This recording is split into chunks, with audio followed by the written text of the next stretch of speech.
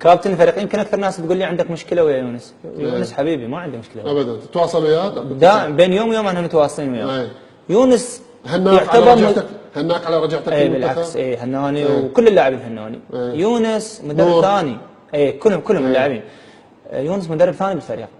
كابتن الفريق، قائد الفريق. انا في بطوله الخليج يونس ما كان موجود. قلت لهم الصراحه فقدنا القائد. طبعا فقدنا القائد. يعني انا مو كدفاع عن اليونس، بس يونس اسم، يونس نجم. وجوده الى الان ضروري بالمنتخب؟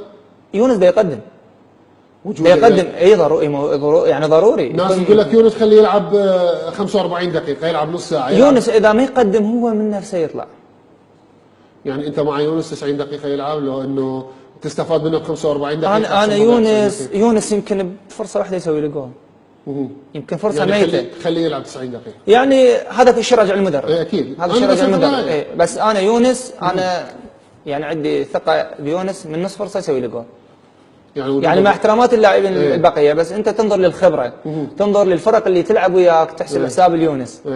يعني من هذا المكان. فقلت لك انه انا من كان يتكلم نور كابتن منتخب طبعا اكيد ونجم كبير. فمن يتكلم انه مجبور تسمع كلامه. نعم. ما يصير انت تتكلم يعني مثلا تقول انا اريد هيك. فانا قلت لك انه انا بهاي الامور ما لي علاقه بها. يعني ماشي وانت علاقه طيبه باللاعبين الكبار.